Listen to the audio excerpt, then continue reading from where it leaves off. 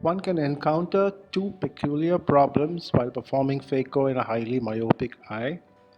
The first problem is that during phaco, you can have a progressive shallowing of the anterior chamber and a pupillary shutdown. And the reason why this occurs is because of the infusion deviation syndrome. The BSS goes through the zonules and accumulates behind the lens. The anterior rotation of the ciliary processes causes the pupil to constrict as well as the chamber to shallow. Infusion deviation syndrome can cause progressive pupillary shutdown and a progressive shallowing of the anterior chamber, which can sometimes become rock hard.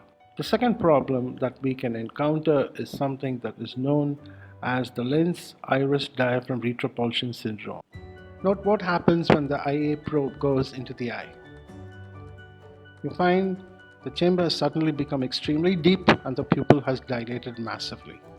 The main reason for the lens iris diaphragm retropulsion syndrome is a deep anterior chamber, a reverse pupillary block mechanism, and finally a low scleral rigidity that is seen in highly myopic eyes. This patient had high myopia and underwent phacoemulsification under topical anesthesia.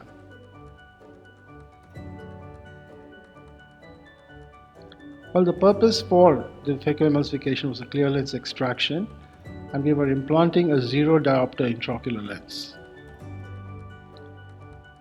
The procedure went very smoothly, and the capsular rhexis was a cinch to perform. However, while I was performing phacoemulsification in the soft cataract, I noticed a progressive shallowing of the anterior chamber with a pupillary narrowing. This I realized was an infusion deviation syndrome. However, there was intermittent dilatation of the anterior chamber as well, which was consistent with the iris lens diaphragm retropulsion syndrome. So this is a case where both the syndromes are actually offsetting each other. So you could see the pupil intermittently dilating and constricting and the chamber fluctuating from shallow to deep.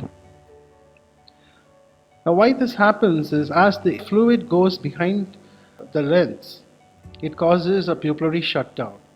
But with the aspiration of the phaco, as the fluid gets aspirated from behind the retrolenticular space, the retropulsion effect takes place. And this is why it fluctuates. You can see that if the pupil shuts down, all you have to do is to come out of the anterior chamber, allow the BSS or the ringer lactate to seep out from the retrolenticular space, and then when you insert the IA probe, you find that the pupil dilates well due to the retropulsion effect.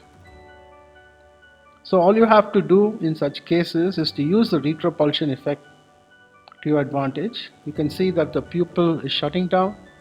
I come out, wait for some time, and then when I reinsert the IA probe, the pupil dilates well and the cortex is easily visible. So this is my learning that in highly myopic eyes, because of low scleral rigidity, it lacks zonules. A combination of both the infusion deviation syndrome as well as the iris lens diaphragm retropulsion syndrome can exist. And if you are clever, you can utilize both these syndromes, at least the retropulsion syndrome, to achieve proper pupillary dilatation. Do not try to put iris hooks.